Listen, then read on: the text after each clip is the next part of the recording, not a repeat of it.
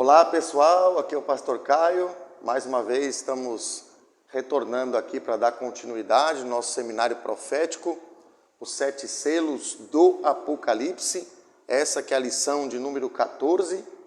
E nós, até o momento, nós temos aqui 314 evidências do número 2, que como você já sabe, né? Você que acompanha nossos vídeos, está falando da revelação de Deus através da pessoa bendita do Senhor Jesus. Bom, irmãos, nós fizemos aqui um apanhado aqui do nosso quadro escatológico. Eu creio que para a maioria não é novidade, mas só para situar, né? Só para a gente situar, a gente dividiu até o momento entre o período da graça, o período das bodas do Cordeiro no céu e o período da grande tribulação na terra. E depois desse evento nós teremos o evento do Armagedon, onde Cristo e sua igreja, que veio das bodas, veio se colocar aqui. E haverá o Armagedon, que é uma segunda guerra, que vai estar aqui na terra o governo do anticristo, o ajuntamento dos reis, as potestades do ar, e Satanás e o seu exército vai tentar, vencer a Jesus e a sua igreja. E a gente sabe que isso não vai acontecer porque Jesus é soberano. Muito bem. Então, o que Deus trazia para nós meditarmos neste cenário, nesta realidade escatológica? Nós queremos falar uma coisa para você, queremos colocar algo aqui para você, que é de suma importância. Por quê? Porque nós sabemos que antes que haja a Segunda Guerra, que está registrada ali no Armagedon, aqui, antes que aconteça a Segunda Guerra, nós sabemos que dentro do período da graça, nós estamos enfrentando as nossas guerras individuais. Nós estamos enfrentando as nossas batalhas como cristãos que somos, se somos fiéis. E esta identidade da Primeira Guerra é muito importante a gente prestar atenção, porque é aqui que a escatologia faz sentido. Eu tenho colocado isso para você, mas eu vou mastigar isso aqui, porque pode ser que alguém ainda não viu, os nossos vídeos anteriores, e é aqui que um estudo de escatologia, principalmente no tempo presente, faz sentido. Por quê? Porque não adianta eu me preocupar com os acontecimentos escatológicos, não adianta eu me preocupar com a Segunda Guerra, por exemplo, se eu não vencer a primeira.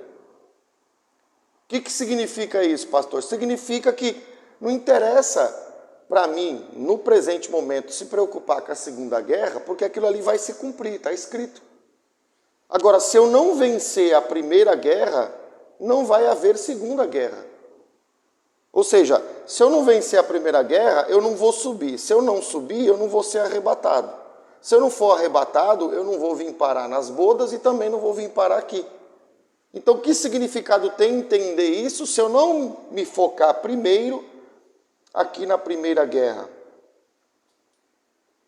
O foco da nossa escatologia é que você vença aqui para subir, para subindo, você ir para lá. E aí você vai entrar no Armagedon.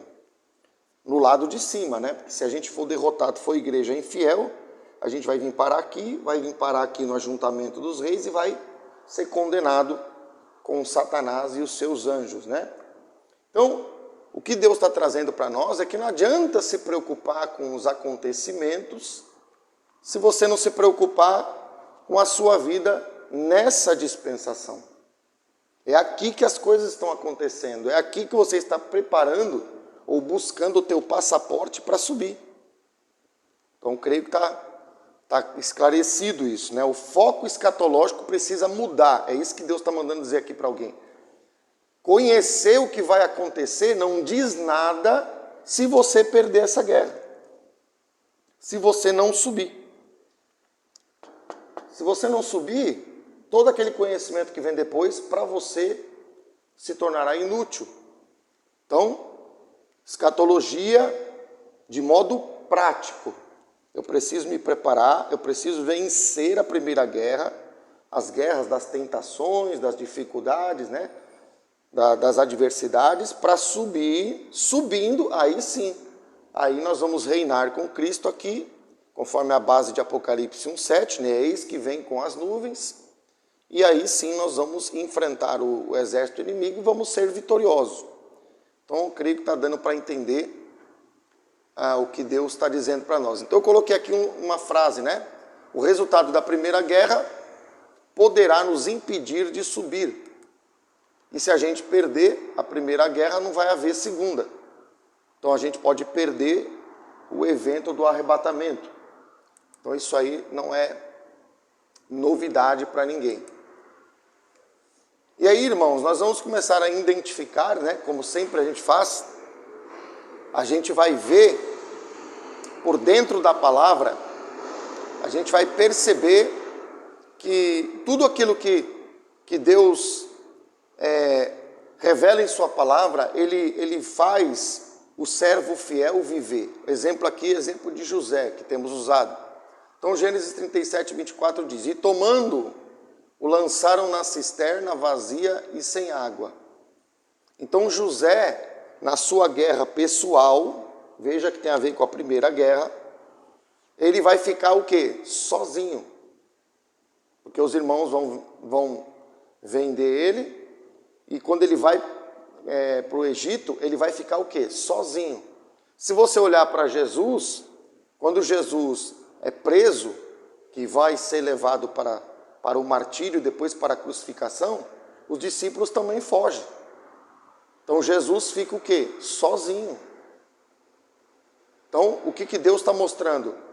Que evangelho, presta bem atenção nisso, evangelho é algo que tem que ser vivido por cada um de nós. Não, mas eu vou pedir para o fulano me ajudar. Deus vai permitir que ninguém possa te ajudar em algum momento. Você vai ficar sozinho. Aconteceu com Jesus e aconteceu com José. Então, Deus está dizendo, a salvação é individual. Você tem que vencer a sua guerra. Porque tem gente que está até no exército, está na igreja. Mas ele está na igreja, mas ele não sabe o que está fazendo ali. Ele tá baseado na comunhão que ele tem com os irmãos. Mas vai ter alguns momentos que Deus vai te levar para a solidão. Para você enfrentar os seus problemas e as suas lutas. E você vai ter que sair vencedor. Para que Deus, né, trabalhe na sua vida e leve você adiante dentro do reino de Deus. Então, o que a gente pode trazer? Vou usar uma frase aqui, que Deus, vou traduzir, né, o que eu acabei de falar, numa frase um pouco mais simplista. Deus quer ensinar o que para nós, pastor? Deus quer ensinar assim, ó, aquela frase assim, ó, você tem que aprender a se virar sozinho. Vou repetir, mastigar. Você, no verdadeiro evangelho, vai ter momentos bons com os irmãos, vai ter momentos bons que nós vamos estar celebrando junto das pessoas, tudo bem, mas você vai ter que aprender a se virar sozinho.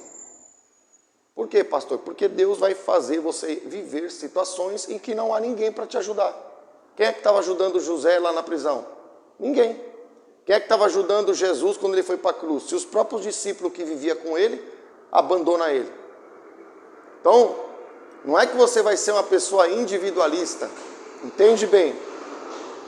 Não é que você vai ser uma pessoa que vai fazer a sua vontade e vai ser individualista. Não é isso que Deus está falando. Deus está mostrando para você que apesar de haver comunhão no corpo, você vai ter que aprender a dar uma resposta para as circunstâncias espirituais que vão ser apresentadas diante de você. E muitas das vezes essa prova, né, todo aluno bom faz uma prova e passa de ano, né? Então, para você passar nessas provas, em muitos momentos você vai estar sozinho. Por quê? Porque Deus não quer que você cola. Lembra lá do colégio, da faculdade? Aquela prova mesmo, aquela prova difícil, você não pode colar de ninguém. Você tem que responder as questões sozinho. No Evangelho, algo semelhante acontece. Você vai ter que dar uma resposta à altura de determinadas situações que vão se apresentar para você. Por mais que as pessoas queiram te ajudar, em algum momento isso não vai ser possível. Então nós temos que aprender a depender primeiramente de Deus, né? Tem que aprender a se virar sozinho, né? Então isso é um princípio para nós. Então a gente vai ver, irmãos, que José, ele é lançado dentro da cisterna. José, ele vai para dentro da terra, né? A gente falou que isso é um tipo de uma semeadura, ele é uma semente, como uma semente. E a gente vai ver que isso acontece com Jesus também, né? A gente vai ver que isso acontece com Jesus. Deixa eu só pegar aqui, o controle deu uma falhada aqui. Deixa eu só atualizar o slide aqui para a gente poder comentar. Então, Jesus, Efésios 4:9, acontece a mesma coisa. Ele diz, ora, o que quer dizer subiu, senão que também havia descido até as regiões inferiores da terra. Então, se José cai na cisterna ali, porque os irmãos colocam ele ali, e ele fica como que dentro da terra, e Jesus também vai nas regiões inferiores da terra, Jesus e José estão representando uma semente, um ato de semeadura. Então Deus está mandando dizer para alguém aqui, você não vai colher nada se você não semear. Tá? Para vencer a guerra, você precisa do quê? Você precisa de manifestações de Deus ao seu favor. E para você ter manifestações de Deus ao seu favor, você precisa semear. E se você não semeia, você não colhe. E se você não colhe de Deus, como é que você vai enfrentar o inimigo sem armas? Então, eu creio que está dando para entender este princípio aí. Então, aqui, irmãos, aqui, nós vamos confirmar a questão da semeadura. Marcos 4:26, está escrito assim. Disse ainda, Deus tem ainda algo para dizer. O reino de Deus é assim, como se um homem lançasse a semente à terra. Então, o princípio que está em Marcos 4:26 é o princípio que Jesus viveu, né? Como a gente mostrou lá em Efésios, e o princípio que José viveu, quando ele vai parar dentro da terra, na cisterna ali. Então, o reino de Deus é assim, é a identidade do reino. Você tem que ser uma semente. Você tem que morrer para si mesmo, né? Porque a semente, se ela não morrer para si mesma, ela não floresce. Então, isso é a identidade do reino de Deus. E se não plantar, outra lei, né? Gálatas 6:7. Se não plantar, não vai colher. Ah, pastor, eu não sei por que Deus não faz na minha vida. Ué, porque você não faz na sua própria vida o que Deus mandou que você fizesse. Você está esperando que Deus vá fazer assim? Mágica, não vai fazer. Preciso te alertar isso aqui. Então, para vencer essa guerra, tem que ter resposta de Deus. E resposta é fruto. E fruto vem porque alguém plantou. O reino de Deus é assim. É assim. Não, pastor, vou dar uma adaptada. Não tem adaptada. Ou planta e colhe, ou não planta e não colhe. Por isso que aqui está escrito aqui, ó. A gente pode até frisar isso aqui, ó. Você vê que aqui, ó, primeiros frutos do arrebatamento. E para ter arrebatamento tem que ter vitória aqui na primeira guerra, né? Como Deus já tem nos mostrado. Então aqui, irmãos, eu quero colocar para os irmãos, aqui é que se diferencia a igreja fiel, note bem, da igreja infiel. Aqui está a igreja infiel, ó. E aqui está a igreja fiel. Então, é aqui que vai separar. Um vai para cá, o outro vai para cá. Por quê, pastor? Porque todos são crentes, mas nem todos são salvos.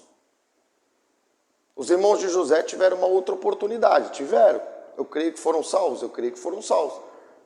Mas, naquele contexto, Deus permitiu aquela oportunidade. Você sabe se você vai acordar amanhã vivo? Eu sei se eu vou acordar amanhã vivo? Não sei. Então, a oportunidade é hoje. Percebe? Então a gente tem que entender, ser crente não resolve. Temos que ser igreja fiel. E igreja infiel vai se separar da igreja fiel. Jesus não mandou o joio e o trigo crescer junto? Né? Só dando uma citação aqui. Está crescendo junto. Jesus falou, não arranca, né, Foi lhe proposto, Senhor, vamos arrancar o joio. Aí Jesus falou, não deixa, que na colheita nós vamos separar. Então quer dizer, a colheita está onde? Aqui e aqui. Um vai para os frutos, porque ele plantou, e o outro fica na terra, porque não vai colher, porque não plantou. Certo? Então, são duas igrejas, tem que ficar claro isso, são duas posições espirituais, são duas realidades distintas. Como tudo é pelo 2, nós vemos aí, começamos a ministração, 314 evidências do 2. Pastor, que prova que eu tenho que é verdade? Porque tudo é pelo 2. Tudo acontece pelo 2, seja para a confirmação de Jesus, ou seja até para a negação de Jesus, nós vimos isso aí. Então, uma igreja sobe e uma igreja fica. Então, está claro aí, o reino de Deus é assim, identidade, né? Tem que ter semente, tem que ter semeadura. Então a gente colocou aqui, o que já está representado aqui, né? E aqui é interessante a gente parar para meditar, José não tinha uma Bíblia para ler. José não tinha o texto sagrado como nós temos hoje. Em outras palavras, José não tinha a condição de ter toda a revelação que a gente pode alcançar hoje. Ou seja, as informações sobre Deus para José eram limitadas comparado com o nosso. Então o que a gente entende? Mesmo assim, mesmo nessa situação, José estava se sujeitando a viver a palavra. Então eu coloquei aqui, e nós temos tido condições de entender muito mais do que o próprio José, né?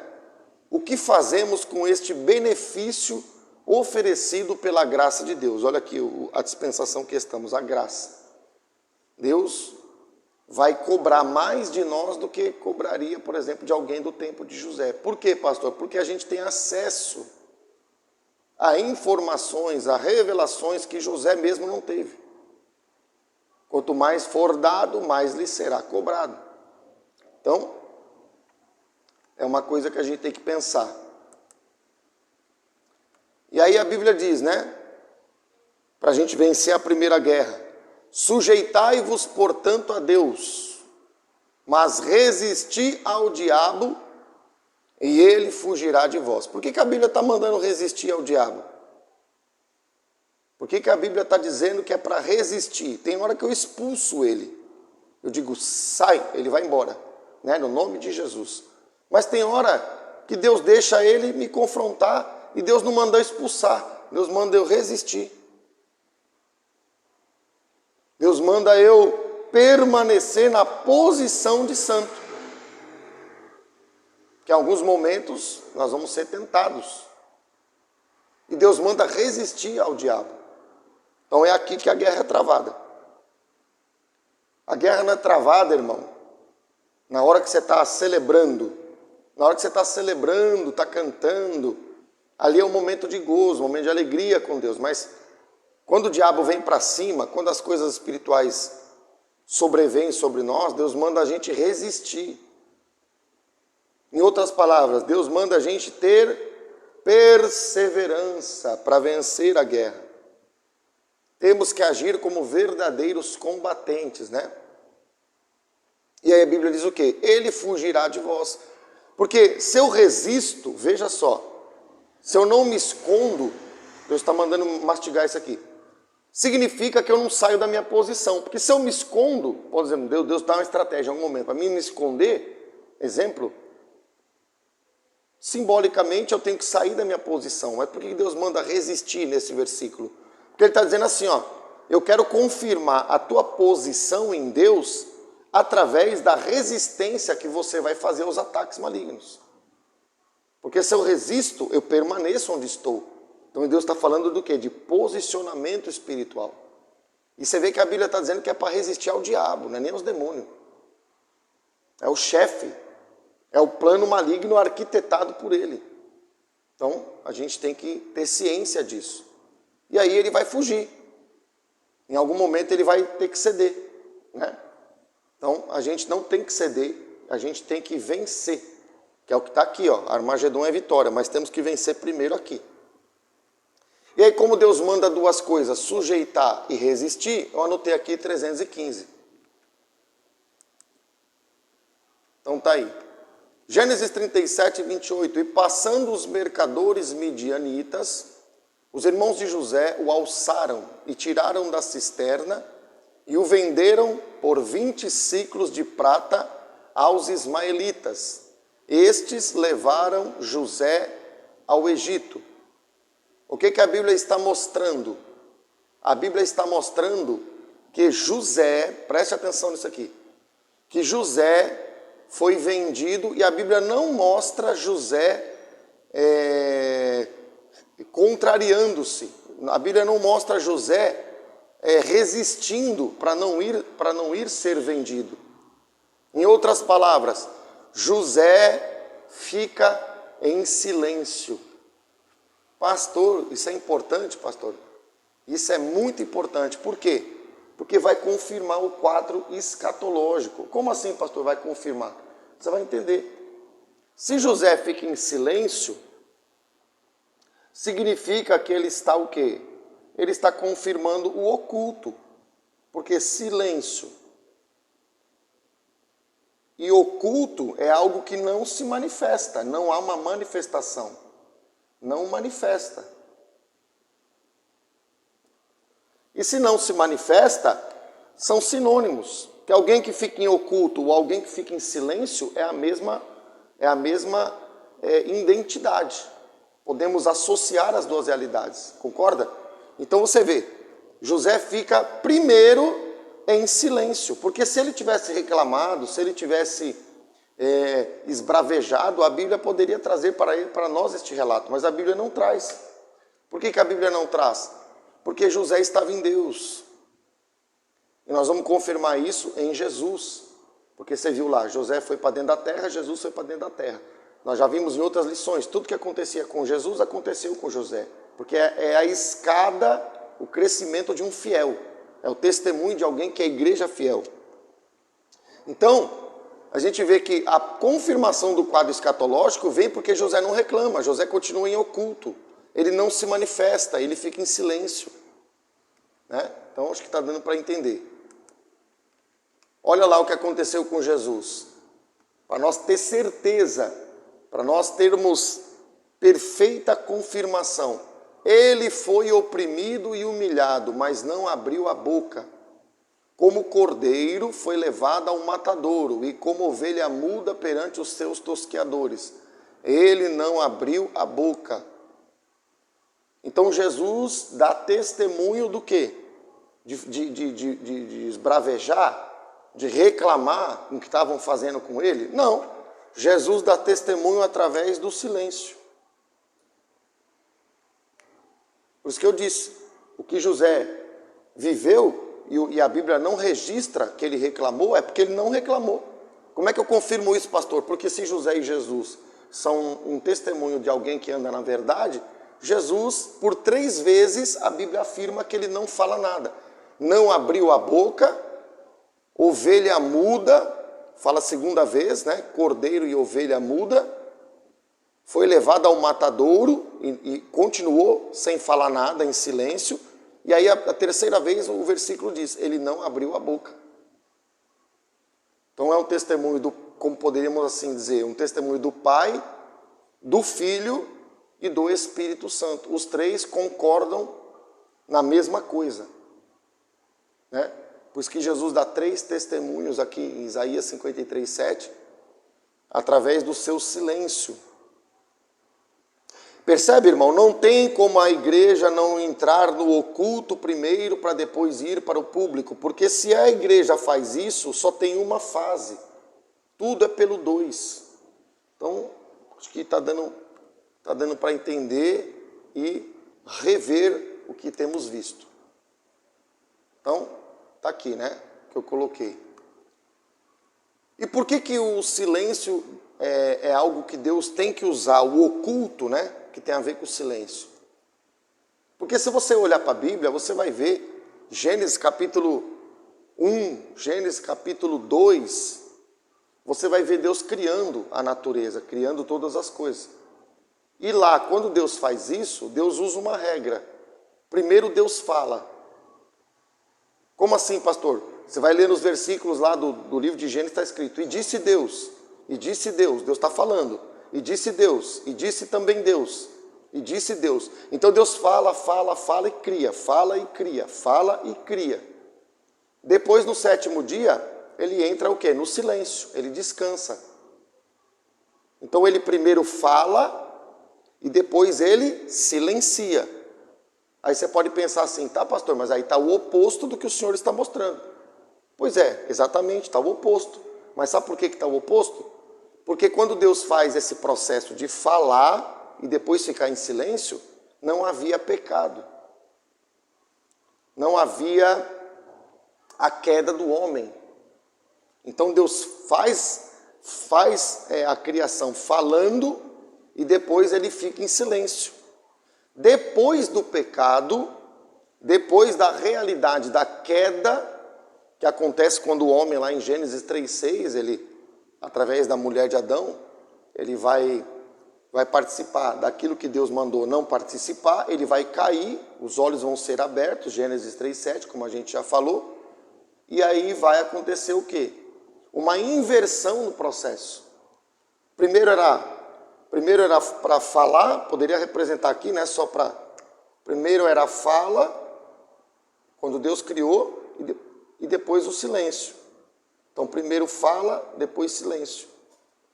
Agora que a situação se inverteu, por isso que agora Deus vai trabalhar com silêncio. A situação se inverteu, então Deus vai trabalhar de forma invertida também. Deus vai usar agora uma estratégia para inverter isso aqui. De vez de você falar e fazer silêncio, Deus vai fazer o contrário. Ele vai fazer silêncio, depois ele vai falar. Percebe? Então a mudança da forma de Deus agir tem a ver com a mudança da situação na qual o homem se encontra. Como é que a gente vai confirmar isso? Primeiro eu quero registrar o 2, porque Deus usa duas coisas que são complementares. Ele fala e fica em silêncio, isso é antes do pecado. Então está aqui, 316. E depois do pecado, para consertar os defeitos que o pecado trouxe, ele vai inverter, né? Ele vai fazer silêncio primeiro e depois ele vai falar. E por que Deus faz isso? Deus faz isso porque se nós viemos do pecado e se nós temos através da herança do pecado, nós adquirimos defeitos, deformidades. Quando uma pessoa está fazendo uma obra, quando uma pessoa está fazendo uma comida, vou dar um exemplo aqui para você entender. Primeiro, ela termina o que ela está fazendo para depois servir. Você vai lá, às vezes, no fogão lá, fala, o cheiro tá bom. Aí a pessoa que está fazendo, geralmente uma pessoa próxima, ela diz assim, não, peraí que ainda não está pronto. Não é assim? Ela fala, peraí, aguarda mais uma meia hora aí, porque ainda não está pronto. Em outras palavras, ela não quer apresentar aquilo que ela quer nos dar, nos servir, antes que esteja pronto. Você está vendo uma pessoa pintar o quadro, ele não vai botar o quadro pela metade na galeria. Ele vai terminar a pintura, quando ela estiver pronta, aí ele expõe. Então o que isso traz para nós? O que a gente pode registrar aqui só para ver essa inversão aqui de valores? Né? Para a gente ver o cumprimento disso que eu estou colocando aqui. Ó. Vou apagar aqui, a gente vai reescrever de uma outra forma aqui. Ó. Então, Deus vai trabalhar no silêncio, que é o não se manifesta, né, que está aqui, ó. Essa caneta aqui acho que não está dando conta. Para depois Deus falar, ele está invertendo a regra, concorda? Primeiro é silêncio, vou escrever aqui para aparecer melhor no vídeo aí. Depois Deus fala, então primeiro é isso aqui, depois é isso aqui, é uma inversão. Por que Deus faz isso, pastor? Porque ele fica em silêncio acerca de nós, ele ficou em silêncio na vida de José, porque José não estava pronto. Quanto mais Deus for te preparar, mais tempo você vai ficar no oculto. Mais tempo Deus vai ficar em silêncio acerca da resposta que Deus quer que você expresse para a glória dele. Então, o silêncio, ele é uma exigência do reino, né? Então, como lá Deus fala, no início, Deus falou e depois ficou em silêncio. Agora Deus inverteu, porque o homem caiu no pecado. Agora Deus faz silêncio e fala. Também continua sendo duas coisas, só que ao contrário. Eu registrei aqui 317. Então, quando a gente estiver pronto, quando a gente tiver trabalhado da maneira que Deus entende, Deus vai então quebrar o silêncio e ele vai começar a falar de nós. Ele vai anunciar publicamente o que ele fez em nós. Não é o que está aqui? Não confirma o quadro escatológico? Aqui eu tenho o oculto, o silêncio. Né? A igreja estava pregando. Né? Vamos dizer assim, a igreja estava pregando. Quando a igreja é arrebatada, parou a pregação. O que produziu? Silêncio. Acabou a pregação. Né? E aí Deus cumpre a fase do silêncio, do oculto, arrebatamento em oculto. Depois, publicamente, Deus vai revelar os seus reis que estão aqui. Então veja, não é uma questão de opção, né? Colocar para alguém aí que talvez está pensando. Não é uma questão de eu acho que ou deixo de achar. Você vê que pelo DNA da palavra, a gente vai na palavra, lição após lição, você vê que tudo isso sempre se confirma.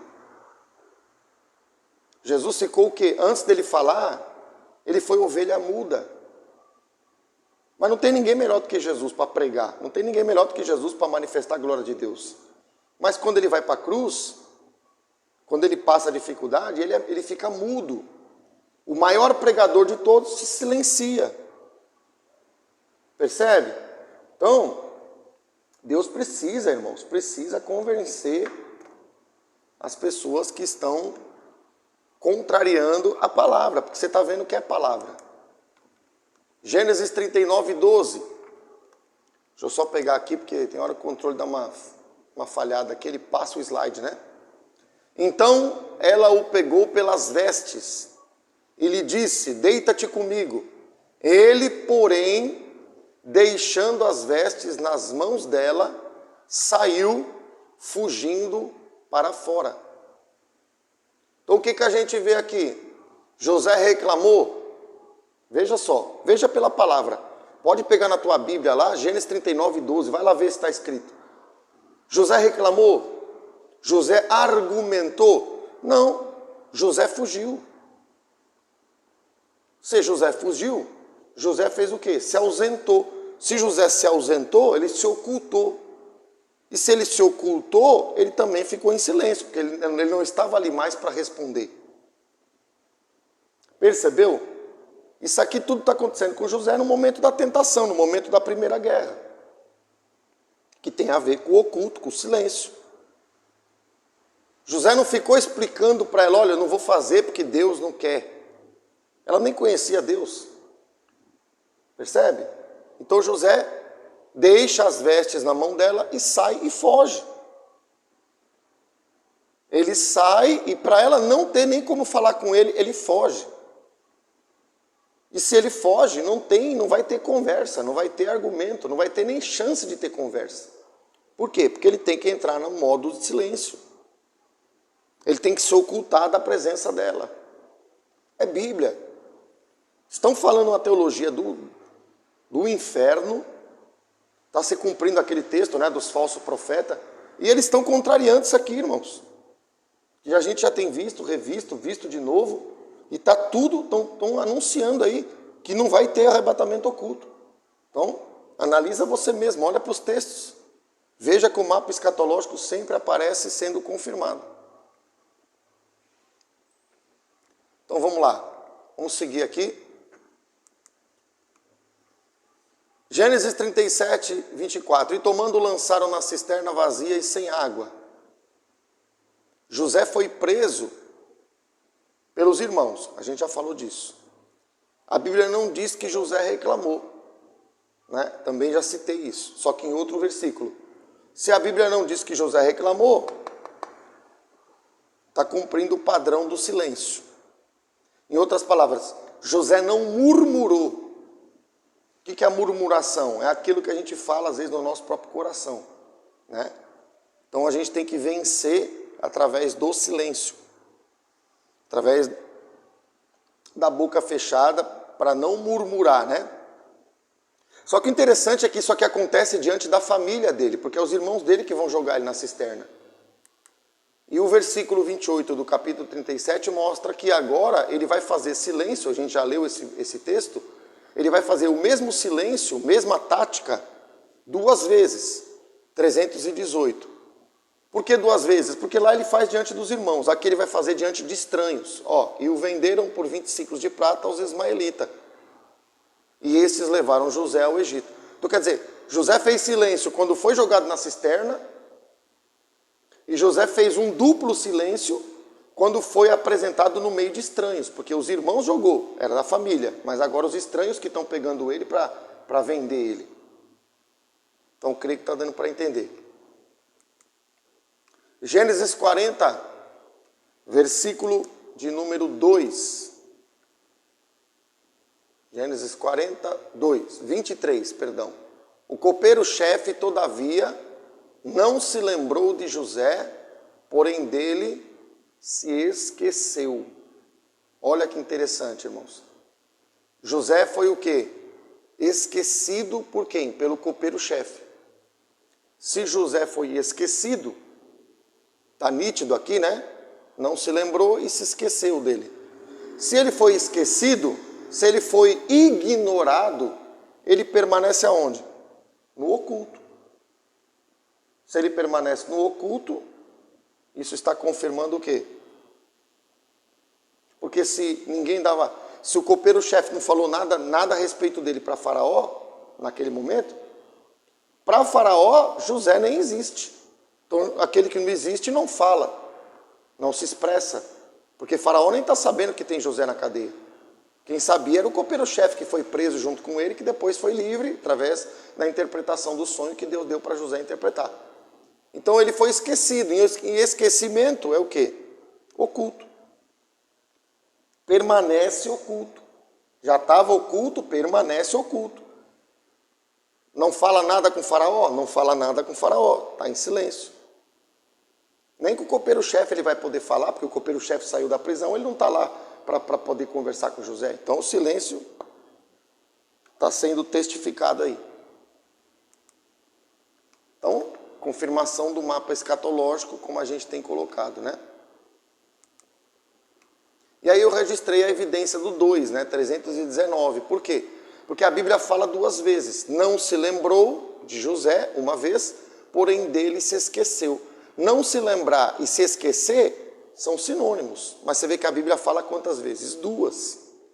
Percebe, irmãos? É repetitivo.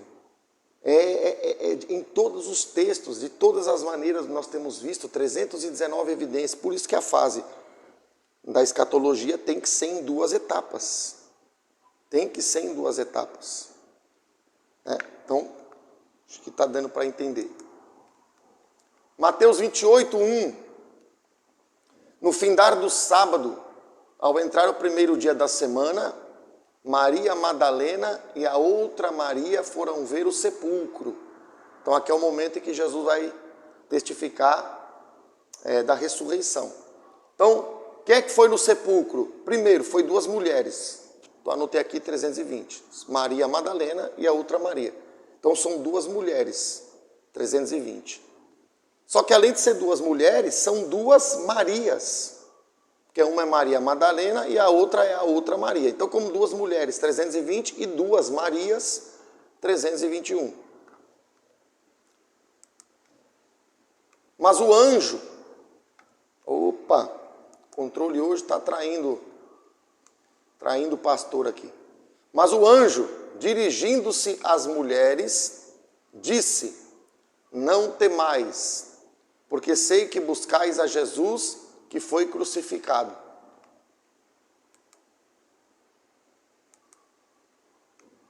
Ele não está aqui. Ressuscitou, como tinha dito. Vinde ver onde ele jazia. Olha que interessante esse texto, irmãos. Olha que coisa tremenda. As duas Marias vão procurar Jesus. Quem que elas encontram? Jesus? Não, elas encontram o anjo de Deus. E o anjo fala para elas, ele não está aqui. Se Jesus não estava ali, o que confirmou? Oculto. Porque se Jesus não está ali, ele não está presente. Ele está em oculto. Aí o anjo diz, ressuscitou, vinde ver onde ele jazia.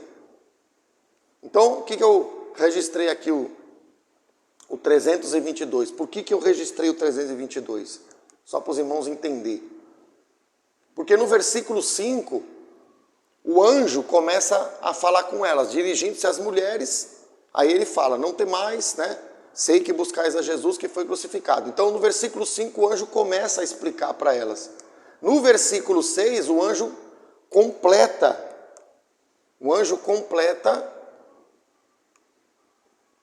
o seu testemunho. Então o anjo usa quantos versículos que estão registrados nas Escrituras para dar o seu testemunho sobre Jesus que havia ressuscitado? 2. O versículo 5 de Mateus 28 e o versículo 6, que é esse aqui. Então, como são 2 versos para ele falar que Jesus já estava ressuscitado, 322. E aí a nossa pergunta, mas por que Jesus está em silêncio? E quem está falando dele não é ele, é o anjo. Uma pergunta que tem um significado. Porque se você parar para meditar, o que o anjo é? O anjo é um ser criado, assim como nós. Só que somos diferentes, mas tanto nós como os anjos fomos criados por Deus. Então o anjo é um ser que foi criado para quê? Para a glória de Deus. E quando nós vencemos a batalha contra a murmuração, quando nós aprendemos a ficar em silêncio nos momentos em que somos tentados, né? Temos que resistir ao diabo, como a gente viu lá. Deus irá criar a nossa volta e irá falar de nós. Vou traduzir para você e vou aplicar isso na escatologia para você entender. O anjo é um ser criado. A criatura está falando do Criador. Não é Jesus. Elas procuram Jesus, Jesus não está lá. O Criador mesmo não está presente naquele cenário do túmulo. Mas a criatura, que é o anjo do Senhor, está dando testemunho do Criador, que Jesus, que é o Criador, já está ressuscitado. Qual é a síntese, pastor? A criatura testemunha sobre o Criador. Se você olhar para Apocalipse 1:7, a criatura, que somos nós, que não somos só criatura, somos filhos, mas falando no sentido de seres criados, a criatura vai testificar do Criador. Assim como o anjo dá testemunho para aquelas mulheres que Jesus, o Criador, já estava ressuscitado, a criatura aponta para o Criador. Não é o Criador que vai dar testemunho no primeiro momento. Se o Criador não vai dar testemunho no primeiro momento, o Criador está em silêncio. Porque quem vai dar testemunho é a criatura, que é o anjo. Não está confirmando Apocalipse 1:7. Apocalipse 1:7, quem vai dar testemunho do Criador? Os reis. Tem que ter os reis em volta do Criador para dar testemunho. Assim como teve os 2 anjos ali no cenário da ressurreição para dar testemunho do Senhor Jesus. Entende isso? Então você vê, irmãos, tem que acontecer. É escatológico. E aqui a gente pode entender. Se a gente aprende a ficar em silêncio, aplicando isso agora na nossa dispensação da graça, Deus vai gerar os recursos quando a gente é fiel. Igreja fiel, estou falando fiel. Deus vai gerar os recursos para que as coisas que Ele vai fazer à nossa volta vai falar de nós. Nós, como criação de Deus, vamos testificar do Criador, que é o que está aqui em Apocalipse 1:7. Agora, quando você está passando na primeira guerra e você fica quieto, você sabe silenciar, Deus vai usar as coisas à sua volta, o mesmo modelo que está aqui, só que agora para falar de você. O que vai falar de mim e de você não é o que eu falo. Porque se fosse assim, irmão, nós tínhamos ganhado já o mundo pela evangelização que a gente faz pelos meios de internet. Tem muita gente na internet falando um monte de besteira, quando na verdade é para estar em silêncio. Mas Jesus não mandou pregar, pastor? Jesus mandou pregar, mas se você ler Atos 2, ele diz assim, ó, ficai em Jerusalém. Primeiro ele manda silenciar. Atos capítulo 2, até para aquele que é pentecostal. Ele manda assim, ó, permanecei, pois, em Jerusalém, até que do alto sejais revestidos de poder. Então ele mandou evangelizar, mas primeiro ele mandou silenciar. Ele mandou ficar em Jerusalém, quietinho, aí vai vir o poder, quando vir o poder, aí eu vou falar. É o que está aqui, silêncio, depois fala. Tudo fala disso, irmãos. Percebe que é um DNA, é bíblico. Eu não sei no que as pessoas estão inventando, se baseando para criar essa teologia. Só pode ser do diabo, né? Porque tudo na palavra fala disso. Por que Jesus não aparece no túmulo e diz, olha, eu ressuscitei? Por que ele permite o anjo, né? No caso aqui falando do anjo que deu testemunho, por que o anjo tem que falar dele? Porque ele está em silêncio. Por que a igreja tem que aparecer em volta de Jesus? Porque ele está em silêncio. Percebe? É Bíblia. Eu não sei porquê, mas se você tem dúvida, veja o DNA da palavra que você vai confirmar e vai tirar qualquer sombra de dúvida do seu entendimento. Então está aqui, oculto, né? Oculto e depois público. É crucial, tem que cumprir a palavra. Tem que cumprir as escrituras. Pastor, tem mais alguma evidência? Tem. Jesus, se você olhar para a Bíblia, você vai ver que Jesus até praticamente os 30 anos, ele não se manifesta.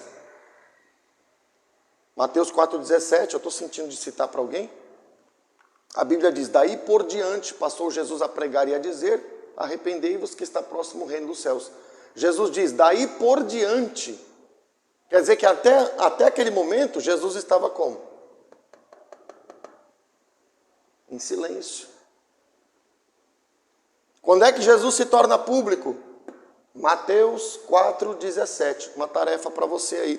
Pega na tua Bíblia e leia. Veja, a Bíblia dá o texto, ela diz claramente, daí por diante. Quer dizer que dali para frente começou a ser público o ministério dele. Até então, estava onde? O oculto. Então, é de trás para frente, de frente para trás. Não tem como negar esse DNA. Né? E as pessoas estão acreditando em teologias que são estranhas, né, irmãos? Teologias que eu não sei de onde que tira, né? Só pode ser do inimigo, né, irmão? Porque de Deus não é. Agora nós precisamos entender uma coisa, irmãos. Quando o adversário percebe Jesus em nós, o que é Jesus em nós? Quando a gente aprende que não é para murmurar, a gente aprende a ficar em silêncio. Ele vai trabalhar, e aí entra o cenário da Primeira Guerra, escatologia na prática, ele vai trabalhar para quebrar o silêncio. Você está vencendo, você está quieto, você está sabendo ser paciente, né? Como José tinha que ser paciente lá nas provações que ele passou, como Jesus suportou tudo que ele passou. São sinônimos. E aí o Satanás, ele vai trabalhar dentro da Primeira Guerra, que é a graça onde a gente está vivendo hoje, para a gente se manifestar, para a gente sair do silêncio e entrar no modo de se pronunciar, né? Então, isso é uma estratégia do inferno. E nós vamos ver como é que o diabo faz isso, né? Nós vamos começar a pegar aqui na Bíblia, nós vamos ver como é que o diabo vai trabalhar para fazer isso. Então, Aconteceu depois destas coisas que a mulher de seu senhor pôs os olhos em José e lhe disse: deita-te comigo. O que a gente percebe aqui? Ela faz uma proposta para José. Em outras palavras, ela lança um ataque direto. Tem horas, vai haver momentos que você está em silêncio, está vencendo espiritualmente, e você vai sofrer um embate direto. Ela não rodeou, ela virou para José e falou: deita comigo. E é aqui que separa igreja fiel e igreja infiel. Pastor, mas eu posso pecar, cair no pecado e posso me reconciliar? Pode, mas aí você vai colher as dores dos teus erros. Enquanto há vida, há esperança. Então Deus pode perdoar, porque se Deus não perdoar, o que nós estaríamos fazendo aqui, né? Todos nós viemos do pecado. Então Deus pode perdoar, mas para você chegar no que Deus tem, é aqui que vai separar a igreja fiel da igreja infiel. É nesse momento em que eles vai ser confrontado de forma oculta, porque não tem ninguém vendo, ele permanece oculto. E ela vem e ataca ele diretamente, lança uma proposta. Então você vê, tem gente que recebe a proposta do diabo e aceita.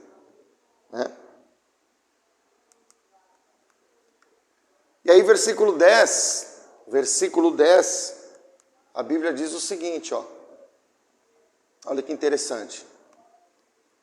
Falando ela a José todos os dias, e não lhe dando ouvidos para se deitar com ela e estar com ela. Então a Bíblia está mostrando que Satanás estava insistentemente levantando oposição a José. É uma oposição direta, mas não foi uma vez só. Significa que para vencer a guerra, você tem que ser perseverante. Para quebrar o silêncio de José, para José cair no pecado, ela não falou uma vez, ela fazia isso todos os dias. Não está parecido com os dias de hoje?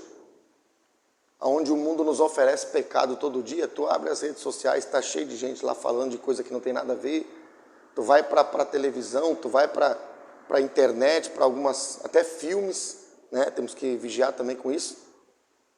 As ofertas de Satanás é todos os dias. Entendeu? A pressão para você ceder, para você ser como todo mundo é, todo mundo faz. Só que eu não sou todo mundo. Eu não sou servo do inferno, sou servo de Jesus Cristo. Pensamento que José tinha. Então a gente vê que as bandejas, as ofertas vão aparecer. Se você caiu, reconsidera, pede perdão para o Senhor e daqui para frente continua. Porque Deus vai trabalhar com a gente na fidelidade. A guerra só pode ser vencida na fidelidade. Temos que ser fiel ao nosso noivo, Muito bem. Como ela falava e ela insistia, ela fazia duas coisas. Então anotei aqui 323. Ela não só falava, ela falava e ela insistentemente repetia a tentação. Então falar e insistir, duas atitudes. Vendo ela que ele fugira para fora, mas havia deixado as vestes nas mãos dela. Então o que a gente pode perceber aqui?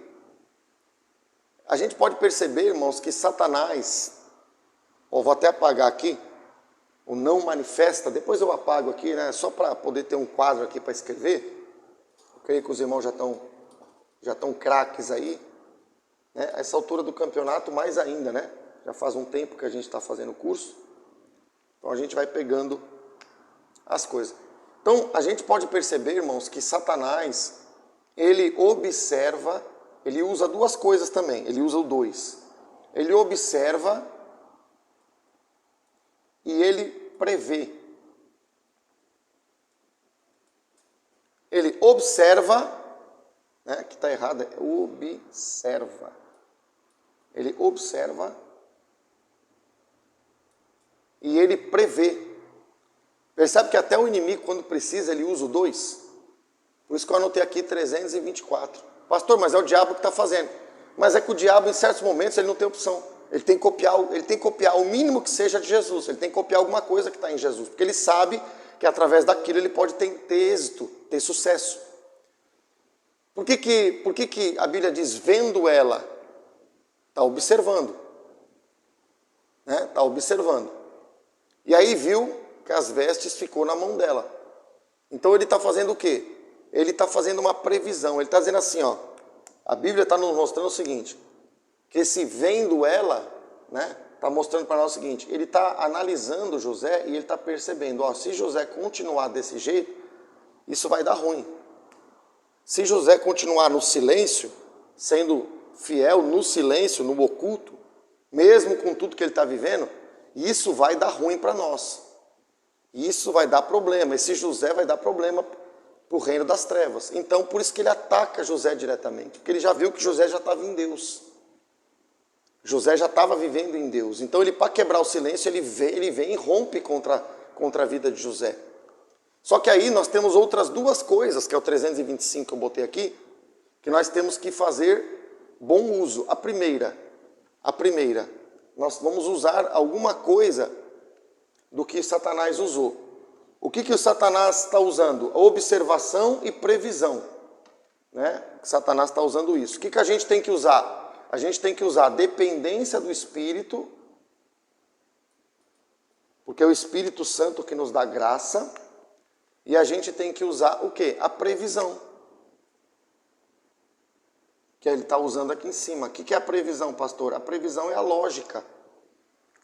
Né? Se a gente for escrever, a gente pode escrever isso aqui da seguinte forma. Ó. Se a gente quiser registrar aqui para não confundir, porque isso aqui é observação e previsão é do inimigo. Vou fazer um registro melhor aqui. A gente pode ver que a gente pode aprender com José que a gente tem que viver na dependência do Espírito e a gente tem que usar a lógica. Pastor, mas quando eu uso a lógica, eu não estou contrariando a fé? Não. Porque Satanás está usando lógica. A diferença é que Satanás prevê, mas não tem certeza. Porque é um cálculo. Agora nós temos o Espírito Santo para nós termos dependência. O Espírito Santo é Deus. Se o Espírito Santo é Deus, ele sabe tudo. Se ele sabe tudo, ninguém melhor para estar em nossa mente, na nossa confiança, do que a dependência do Espírito Santo. Pastor, mas e se eu inverter? Se eu usar a lógica primeiro e depois a dependência, pode dar ruim. Porque quando você usa a lógica primeiro, você está confiando mais no teu raciocínio do que no Espírito Santo.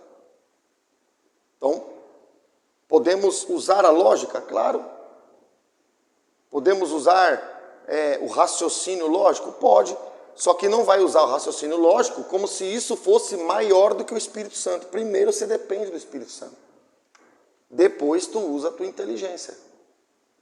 E o Espírito Santo te guia nas tuas faculdades naturais, inclusive dentro da sua inteligência. Então eu anotei 325, que isso aqui é para nós. Satanás usou observação, né, só para a gente seguir, e previsão. Nós devemos usar dependência do Espírito Santo e lógica. Então Deus não tem nada contra a gente ser inteligente, né? É isso que Deus está falando aqui. Gênesis 39, 15. Quando Satanás ataca José e ele vê que não dá certo, ele muda a estratégia. Aí diz assim, ouvindo ele que eu levantava a voz e gritava. Veja só, se Deus é o oculto e se Deus trabalha primeiro no silêncio e Satanás é o oposto, Satanás vem usando essa mulher e o que ela faz? Ela levanta a voz e ela grita. Não é o contrário. Qual que é o contrário do silêncio? O barulho. Qual que é o contrário do silêncio? O levantar a voz. Percebeu a cara do inimigo? Percebeu que o inimigo realmente é o oposto? Então ele está fazendo ela levantar a voz, barulho, e está fazendo ela gritar, barulho. Oposto do silêncio. Então acho que também dá para entender. E como a Bíblia fala duas expressões, levantar a voz e gritar, eu anotei aqui 326. Então isso está confirmando o quê? O mapa escatológico, porque se eu estou gritando, se eu estou falando publicamente primeiro, eu estou naquela escatologia que não tem o oculto, vai direto para cá. Eu estou naquela escatologia que me leva a experimentar publicamente todos os acontecimentos. Né? Porque a escatologia que estão pregando por aí, ensinando por aí, é assim. É uma escatologia que você sai, não tem o arrebatamento oculto, né? Estou falando, mastigando para alguém, e você vai diretamente para Apocalipse 1:7, onde tudo já é público. Onde já haverá barulho, porque guerra, não precisa nem explicar que vai ter barulho, né? Vai ter estrondo, não precisa nem explicar isso aí. Então você vê, mas isso é a estratégia do inferno. É o inferno que se manifesta primeiro, se mostrando, fazendo alarde. Deus, como é santo, primeiro é no silêncio. Então acho que está dando para entender. Então eu registrei o 327 porque a expressão levantar a voz e gritar, ela se repete num outro versículo. Como são duas coisas, 327. E como temos isso em dois versos, né? Temos isso no verso 18. Posso até pegar aqui, ó. Temos isso no verso 18. E temos isso no verso 15, para ver que são versos diferentes, tá vendo? Verso 15 e verso 18. Verso 15 e verso 18. Então são dois versos onde ela grita e ela levanta a voz. 328. Então esse é o modo do inimigo, não é o modo de Deus. Modo do inferno, né? Por isso que a promessa do arrebatamento tem que ser em silêncio. E aqui vem um ponto que eu preciso esclarecer. Deus começou trazendo essa ministração, dizendo que não adianta pensar em Segunda Guerra se não vencer essa aqui. Esse é o argumento que deu início aqui ao nosso estudo de hoje. Só que Deus está mostrando para nós, irmãos, Deus está mostrando para nós que se você está na Primeira Guerra e você for, vou até escrever aqui, convencido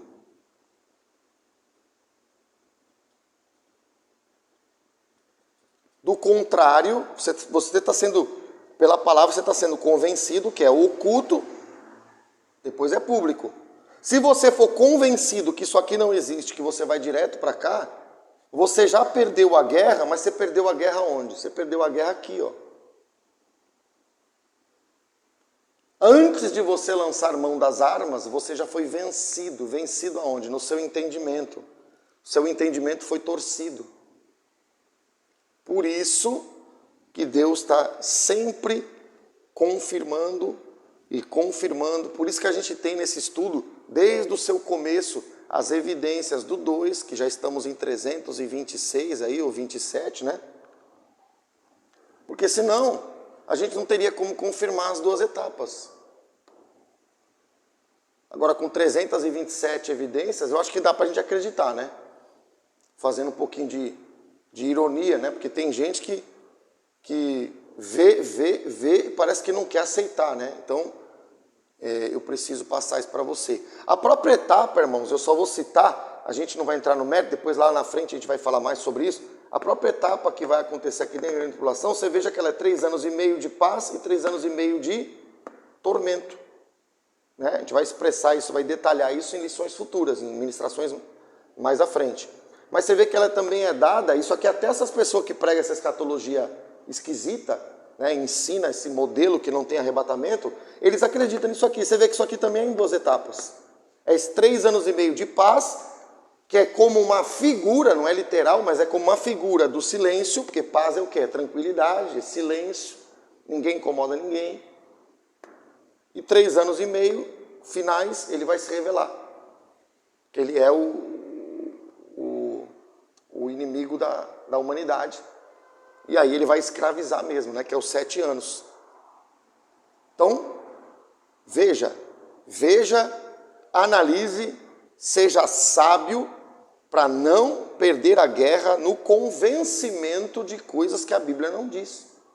Não, pastor, mas a pessoa usa a Bíblia. Ela usa a Bíblia, mas ela tá distorcendo. Quando você vai entrando nos textos, que é o que a gente tem procurado fazer, você vai ver que não é a verdade. A verdade está sendo mostrada aí, na ressurreição de Jesus, na vida de José e tantas outras coisas que a gente tem visto. falando ela a José todos os dias e não lhe dando ouvidos para se deitar com ela e estar com ela. Então, por que ela falava todos os dias? Ela usava a fala. Ela usava o quê? O silêncio? Não, ela usava o quê? Aquilo que é próprio do inimigo. Né? Ela não tentava José em silêncio, porque o inimigo é o contrário de Deus. E ela usava a fala, por quê? Porque a fala entra na mente. Como é que essas teologias esquisitas aí apresentam? Ele vem com uma conversinha mole, né? Ele vem com um argumento. E se ele dominar a cabeça, ele domina o corpo. Então, cabeça e corpo são duas coisas que estão ligadas, mas são distintas. Se ele dominar a tua cabeça, ele domina as tuas atitudes, porque as suas atitudes serão reflexo daquilo que você entende. Por exemplo, tem uma teologia que diz que não precisa se santificar. Se eu entendo isso e aceito isso, dominou aqui o meu entendimento. A consequência é uma atitude na minha vida cristã de alguém que não está nem aí. Percebe? Então, dominou a cabeça, uma parte. Dominou o corpo, duas partes. Se você olhar para o versículo, ele diz, falando, como é que Eva é tentada no jardim. Só para dar uma pincelada aqui. A serpente foi conversar com ela. Entendeu? Então, toma cuidado com essas escatologias que não bate com o escrito. Mesmo que o cara cite versículo, você tem que se aprofundar. Por isso que a gente está gravando, bota na lousa, escreve, para num ponto, mastiga, porque eu não quero que você tenha dúvidas. Né? O Espírito Santo quer esclarecer você. Então você tem material, você tem os versículos, você pode pegar a tua Bíblia, pode ler. Porque para ele convencer você disso que nós estamos falando ao contrário, ele vai ter que desfazer tudo isso que Deus falou. E a Bíblia não vai mudar, né? Então a gente está entendendo isso aí. No versículo 15, que a gente já leu, ele vai fazer a gritaria, né? Ele vai fazer a bagunça, o barulho, que tem a ver com algo bem público. Só que antes dele fazer a gritaria, ele vai falar. Primeiro ela fala, depois ela grita, certo? E aí a gente consegue perceber que aquilo que vem do diabo, aquilo que vem do inimigo, é parecido com a verdade, mas não é igual. Se você for para a Bíblia, você pega a parábola do joio e do trigo. Se você pegar uma foto na internet e colocar lá, imagem, joio, imagem, trigo, você vai ver que é muito parecido. Ser parecido não quer dizer que é igual. Veja bem, Deus está mandando falar isso aqui. Por exemplo, Deus abençoa, o diabo também dá presente. Ele está copiando. Deus é pai. Ele diz, o sacerdote dele lá, que ele é pai de santo. Né? A gente já falou sobre essa questão. Então, tudo que Deus faz, ele copia, mas ele mostra na cópia que ele faz que tem alguma coisa errada. Ele mostra, ele deixa uma pata, ele deixa uma pegada. Como é que a gente pega essa pegada aqui, por exemplo? No início, ela fala com José. Deus começa pelo silêncio, José não fala nada. Jesus é a ovelha muda, completo silêncio. Ela fala com José, ela fala talvez até em voz baixa. Ela está se parecendo quase com o silêncio, mas não é igual. É parecido, mas não é igual. Porque se está falando, está emitindo som. Então não é 100% o silêncio, talvez é 98% de silêncio, 95%, mas não é 100%. Então a maneira de perceber se é Deus, se não é que ele para enganar a gente, o diabo, ele vai tentar se aproximar, ele vai tentar fazer uma coisa que se parece com a verdade. Mas se você olhar mais de perto, se você botar uma lupa, você vai ver que não é a verdade. É o joio e o trigo. Olhando assim, irmãos, é muito parecido. Só se percebe a diferença quando você joga para cima que o vento bate. O trigo é pesado, ele volta a cair na mão. O joio, ele é um negócio que é dispersado pelo vento. Entendeu? Submete ao teste do vento. Pastor, o que é o teste do vento? O vento é quando você deixa a coisa fluir. O que o vento faz? Ele flui. O que a palavra vai nos mostrando? Ela vai fluindo. É como um rio, né? Também é outro símbolo. Né? Diz que aquele que é guiado pelo Espírito é como o vento, não sabe de onde vem nem para onde vai. Né? Então, a Bíblia está mostrando, submeta o joio e o trigo ao teste do vento. Deixa a palavra falar, escuta a ministração lá, principalmente quem quer entender essa parte mais do quadro, ministração 10, ministração 11, ministração 12, ministração 13, vai fluindo. Ministração 14, que é essa que eu estou gravando, vai fluindo. Vai pegando todo aquele material, você pode anotar, pode escrever, pode pegar a Bíblia, comparar. Bota no teste do vento. Na hora que você joga os dois para o alto, você vai ver quem que é joio e quem que não é. Porque na aparência, olhando assim, é muito parecido, é quase igual. Aqui está o teste do vento. Uma forma de ver. Ela fala com José, em outras palavras, ela verbaliza. Se ela verbaliza, por mais baixinho que ela tenha falado, ela emite o som. Se ela emite o som, ela quebrou o silêncio. Depois que ela vê que não funciona o falar, né, talvez até em tom mais baixo, aí ela grita. Então, dica para você que está preocupado aí com essas escatologias esquisitas e que você está acompanhando também essa daqui, creio que se você ama a Deus, essa daqui está te chamando a atenção, porque não é uma escatologia com o propósito de conhecer por conhecer, como eu disse, não vai viver Segunda Guerra se não vencer aqui. Né? Então aplica o teste do vento. Né? Deus deu essa estratégia para você aí, para nós aplicar. Olha lá Jesus. Ele foi oprimido e humilhado, mas não abriu a boca, 100% é silêncio. Como o cordeiro foi levado ao matadouro, e como ovelha muda, 100% de silêncio. Perante os seus tosqueadores, ele não abriu a boca. Não abriu. Nada. Essa é a diferença entre alguém que fala baixo e alguém que não fala nada. Percebeu? E por que ele fala 3 vezes, né? O texto traz essa evidência, porque existem 3 tipos de ataque maligno. Existem 3 formas que o diabo vai atacar para quebrar o teu silêncio, e você tem que se manter em silêncio por 3 vezes. Ou seja, nessas 3 formas, para a gente ser vencedor, a gente tem que suportar algumas dificuldades e continuar em silêncio. Né? A primeira é a tentação e a acusação direta, aquilo que a gente viu. Porque ela fala em Gênesis 39:14, um outro texto também, eu tinha falado lá, mas aqui está trazendo um outro texto, que vai trazer para nós uma outra forma de perceber. Chamou pelos homens de sua casa, ele lhes disse, olha o que ela diz agora, vede, trouxe-nos meu marido este hebreu para insultar-nos, mas eu gritei em alta voz. Ela diz, vede. Em outras palavras, ela aponta diretamente para José. Ela não faz rodeios. Eu falei isso no outro versículo, mas aqui está vindo de uma outra forma que dá para enxergar também. Ela vai direto. Vede, é esse homem aí. A acusação é direta, né?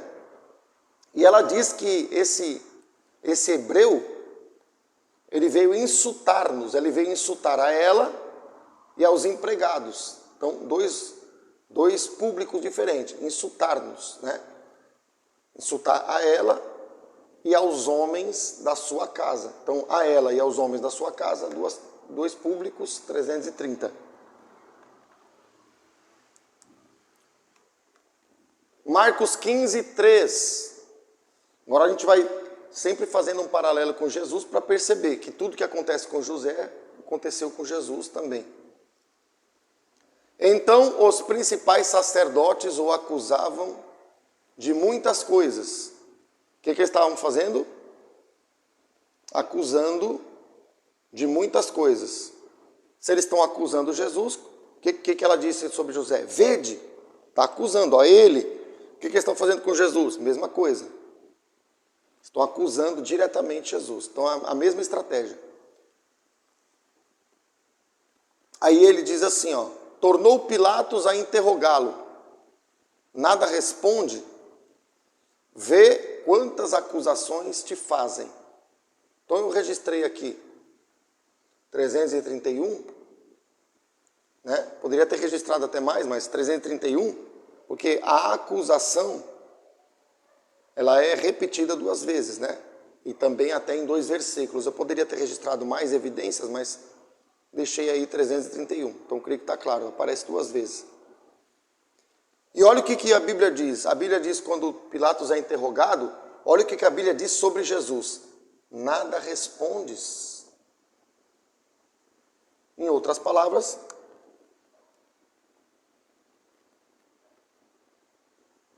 mais uma evidência de silêncio. Jesus deu testemunho de silêncio quando ressuscitou, porque foi o anjo que falou dele, ele não estava lá para falar, ficou em silêncio. Aqui ele está em silêncio. Quando ele está sendo martirizado, que ele está sendo chicoteado, ele está em silêncio. Aí Pilatos se admira e fala, vê quantas acusações te fazem, quer dizer, como é que tu fica quieto? Como é que tu permanece em silêncio com tanta acusação contra você? Né? Então, tanto essa expressão, nada respondes, em tom de pergunta, e vê quantas acusações te fazem, na verdade testifica do quê? Do silêncio de Jesus. Porque Jesus está no padrão da palavra. Né? Dá para perceber. Isso confirma o quê? O mapa escatológico. Mapa escatológico, como nós já temos visto. Segunda forma que o inimigo vai tentar para poder atrapalhar o nosso silêncio, para quebrar o nosso silêncio. Ele vai usar um poder superior. Ele vai usar a intimidação. Ele vai usar uma autoridade, né, de alguém que é investido de autoridade de alguma forma, para que a pessoa esteja sobre a nossa condição, para que ela nos intimide. Né? É tipo aquela ideia assim, fulano lá está fazendo uma coisa, ele fala assim, você sabe de quem eu sou filho? Então ele está querendo usar, quer dizer que ele tem uma pessoa poderosa lá na família dele para poder usar aquilo como intimidação. Então a segunda estratégia é a intimidação, o poder superior, algo que vem de cima. Aí ele diz assim, e o Senhor de José o tomou e o lançou. Então só para registrar o 2, ele tomou e ele lançou, 332. Aí ele diz assim, no lugar onde os presos do rei estavam encarcerados, e ali ficou ele na prisão. Então ele dá 2 evidências do lugar. Ele fala no lugar e depois ele fala ali. Ali aonde? Naquele lugar. Então lugar e ali, que também tem a ver com lugar, lugar e lugar, 333. Só para registrar. E você vê que o Senhor de José lança ele no cárcere. Quem que é o Senhor de José? Potifar. Que esse Senhor aqui é o que estava imediatamente acima de José, que no caso era Potifar. Então, José está abaixo da autoridade da mulher de Potifar, que acima dela tem Potifar, que acima dele tem Faraó. Veja, ele tem 3 níveis de autoridade acima dele, pelo menos. O que é isso? É uma estratégia de intimidação. Colocar alguém por cima, que tem autoridade superior, para pressionar José, para ele ceder, para ele sair do silêncio. Então é a forma que nós vemos em José, e é a maneira que também nós vamos ver em Jesus. Marcos 14, 45 diz, e, logo que chegou, aproximando-se, disse-lhe, mestre, e o beijou. Então lhe deitaram as mãos e o prenderam. Só para registrar a evidência do 2. Ele diz, mestre, uma saudação e uma atitude, no caso, um beijo. Então, a saudação, através da fala, e o beijo, são 2 coisas. 334. Aí aqui diz que deitou as mãos e prendeu. Deitar as mãos é uma coisa, prender é outra. Deitar as mãos é pegar, né? Se apropriar da pessoa, e prender é levar ela para o cárcere. Então são 2 coisas. 335. E o que isso tem a ver, pastor, com a intimidação? Isso tem a ver com a intimidação, irmãos, por um motivo muito simples. Nós vamos pegar aqui, ó. Quando Jesus é preso, que Judas trai ele, Jesus vai ser colocado na mão de quem? De Pilatos. A gente já viu o texto lá que Pilatos interroga ele, né? Vê quantas acusações te fazem, né? No versículo anterior a gente viu isso aí. Jesus estava não respondeu nada, estava no silêncio. E Pilatos é o quê? Uma autoridade superior no ponto de vista governamental. O que Deus está confirmando? Que a intimidação com José veio de uma autoridade estabelecida no reino dos homens. Potifar deu a ordem para José ser preso. Pilatos vai dar a ordem para crucificar Jesus, e é Pilatos e as autoridades ali que estão sendo instrumento nas mãos de Satanás para tentar intimidar Jesus. Então você vê, a mesma forma que José viveu, o mesmo tipo de intimidação, inclusive o mesmo tipo de autoridade. Porque lá é Potifar, aqui é Pilatos. É a autoridade secular, uma autoridade natural. Então o inimigo, quando ele ataca diretamente, não dá certo, quando a gente vê que a gente conhece a Deus, ele vai tentar intimidar, né? Então, já registrei o 2, né? Então, eu estou, comparativamente, José e Jesus, a gente vê que a palavra se cumpre. O terceiro tipo de acusação é a pior delas, né? É aquela que é feita nos bastidores, aquela acusação feita por trás. É a traição que nós vamos, muitas das vezes, sofrer de alguém. Então, a primeira é acusação direta, só para a gente entender. A segunda, intimidação, autoridades superiores. A terceira é a traição. Gênesis 39, 12. O que a mulher de Potifar queria fazer? Pastor, isso não tem a ver com traição. Tem a ver. Por quê? Porque ela queria que José traísse o seu Deus, né? É uma traição. E ela queria trair seu marido. Então, o objetivo era a traição. Também tem traição aí, né? Por quê? Porque José tinha aliança com Deus. Ele não poderia trair a Deus, como Judas fez com Jesus. E ela queria trair o seu marido, porque se ela se deita com José, ela está adulterando com José e está traindo o seu marido. Então, tem dois tipos de traições envolvidas. Então, eu anotei aqui 336.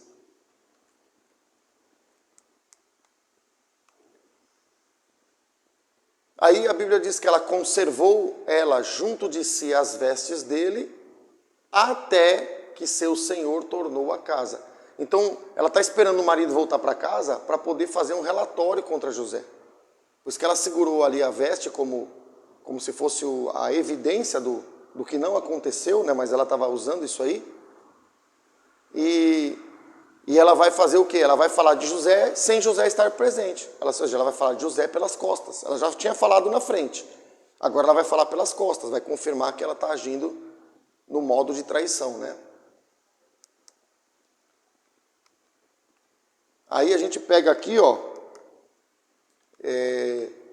versículo 17, Gênesis 39. Então lhe falou segundo as mesmas palavras e disse: o servo hebreu que nos trouxeste veio ter comigo para insultar-me. Então, se ela falou segundo as mesmas palavras, ela repetiu os insultos, ela repetiu as mentiras. E se ela repetiu, ela evidencia suas mentiras pelo menos 2 vezes. Então, anotei aqui 337. E por que é traição, pastor? Porque ela está falando de José sem José estar ali, pelas costas, né?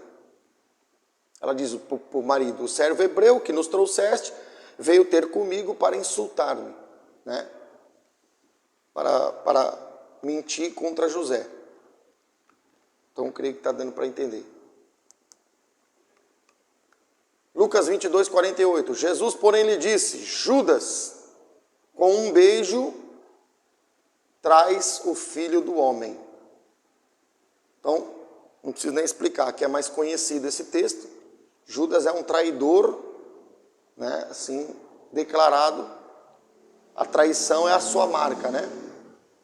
E Jesus declara 2 coisas. Ele diz, tu me dá um beijo, tu faz um gesto, e depois tu manifesta a traição. Beijar e trair, 2 coisas. 338.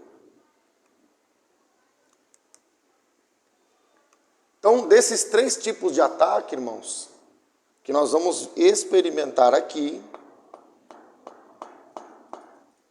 o mais perigoso é a traição.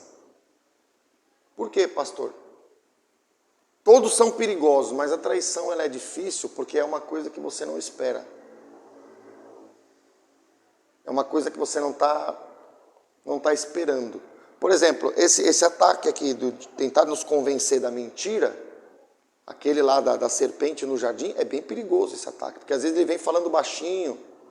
Às vezes o ataque vai vir através de uma pessoa que vai te falar de escatologia, e é um ataque maligno, porque ele não está na mão de Deus. Certo? É perigoso, mas a traição, ela é inesperada. Você às vezes está confiando na pessoa, daqui a pouco a pessoa te trai. Então é uma coisa assim que você não está meio preparado para viver. É que nem a morte, né? Às vezes as pessoas dizem que para a morte não tem receita, né? A gente se prepara para isso, se prepara para aquilo, se prepara para aquilo outro, mas para a morte, você está com a pessoa a vida inteira, daqui a pouco você não tem mais ela. Então quer dizer, é um tipo de situação inesperada. Então a traição ela tem esse efeito. Ela produz em nós uma reação que pode nos tirar facilmente do silêncio. Então a gente tem que tomar cuidado, porque se Judas trai, Jesus permanece fiel. Por isso que ele quer uma igreja fiel. Então eu creio que está dando para entender. E para que isso é feito, pastor? Isso é feito para tirar a gente do silêncio, né?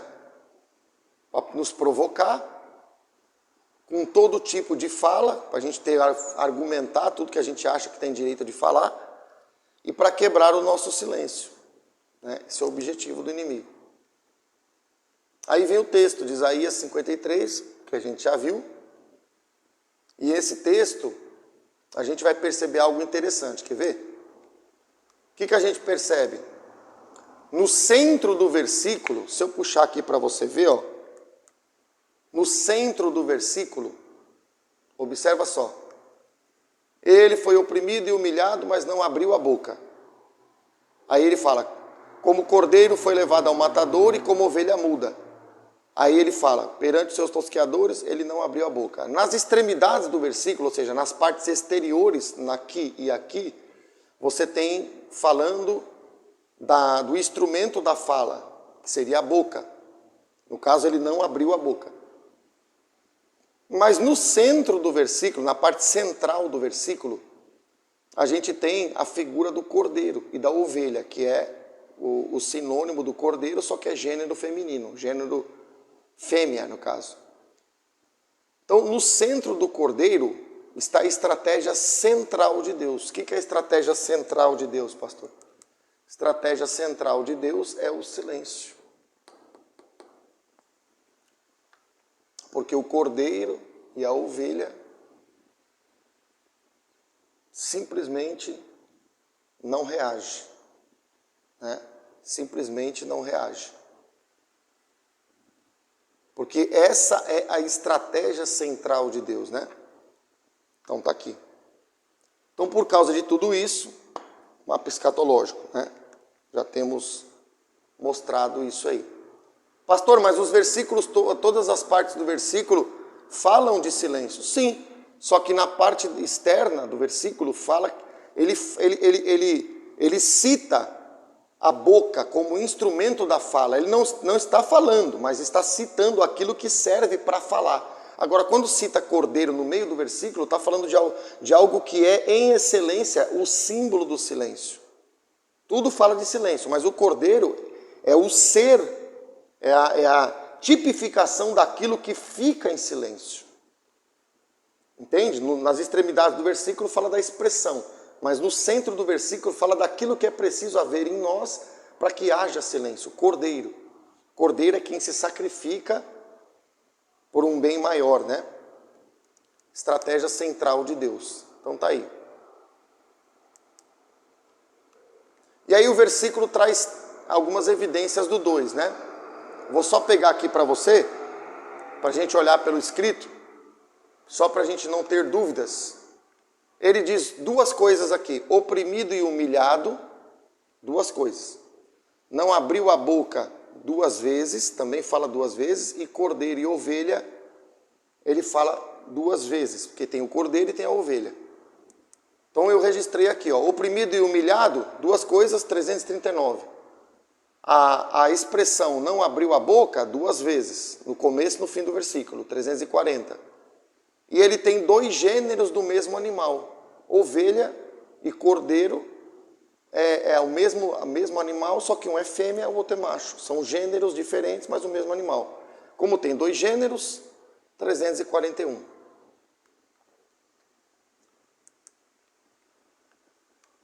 Então, eu registrei aqui o 342, porque Deus tem uma estratégia central, silêncio. E Deus tem uma estratégia secundária, que é a manifestação da sua voz através das palavras. Né? Quando eu estou me manifestando em Deus, de forma pública, por exemplo, eu estou fazendo uso de palavras. Naquele momento Deus autorizou que eu falasse. Então eu estou fazendo uso de uma outra estratégia que é secundária. E a estratégia central é o silêncio, como a gente viu. Então são duas estratégias fundamentais, né? A central e as estratégias secundárias. Então anotei 342.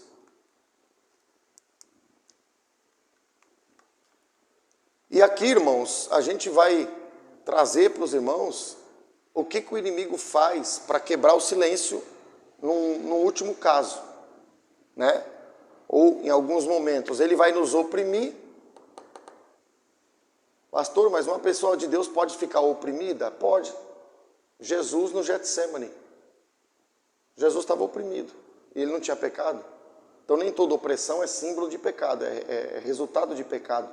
Tem opressão que a gente sente, é porque a gente está em Deus. Jesus se sentiu tão comprimido ali, né, que até cientificamente diz que quando os vasos sanguíneos eles são levados a um estresse, né, que é uma opressão, eles rompem e Jesus soa sangue. Então ele estava experimentando uma opressão muito grande ali, porque ele estava carregando um peso muito grande ao nosso favor, né? Então ele estava suportando por nos amar. E outra coisa que o inimigo vai fazer, em alguns momentos ele vai permitir a gente ser humilhado. Pastor, mas se eu sou de Deus, como que o inimigo vai me humilhar? O inimigo, na verdade, não te humilha. Quem se humilha é você. Pastor, não entendi. Quando Jesus era maltratado, como nele não tem ego, pega isso aqui que eu vou falar. Como em Jesus não tem o ego, não tem o eu, né? Tanto que ele dizia, não vim aqui para fazer a minha vontade, eu vim fazer a vontade daquele que me enviou. Então em Jesus se cumpre o total silêncio, porque ele não fala. Por que ele não fala? Ele não fala porque ele não manifesta uma coisa, o ego, o eu. Como ele está ele era perfeito como ser humano, ele não tinha eu. Então ele não tinha ego. Então quando batem nele, ele não revida, mas ele não revida não é só porque ele está segurando. Ele não revida porque a santidade que habitava nele permitia com que ele agisse 100% em santidade. Percebe? Agora, quando alguma coisa ruim acontece para nós, o que vem na nossa cabeça? Humilhação. Né? Eu mesmo já falei, você já deve ter falado, por que eu estou passando por isso? José deve ter falado dentro da prisão lá, por que eu estou passando por isso? Porque é uma situação de humilhação. Só que no caso de Jesus, ele foi humilhado diante das pessoas. Para as pessoas era uma grande humilhação. Para ele, Jesus era uma exaltação de Deus. Por quê? Porque ele ia exaltar os que ele ia salvar. Mas aqui ele não tem ego, né, irmão? Ele não tem eu. Mas nós temos um pouco de eu, de ego, vamos dizer assim. Então, as circunstâncias da vida nos mostra para as pessoas uma humilhação e nós nos sentimos humilhados também. Por quê, pastor? Porque a gente está querendo responder para as pessoas, a gente está querendo mostrar para as pessoas que nós não fizemos nada de errado. Quando você toma uma acusação que você não falou nada, não fez nada, você se sente indignado.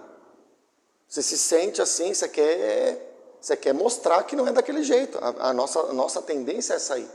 Porque o seu eu não aceita uma injustiça. É uma injustiça. Mas a gente não aceita. Ele foi injustiçado e ele aceitou. Ele deixou. Então tem situações que vão nos oprimir e tem situações que Deus vai permitir, que vai até nos humilhar.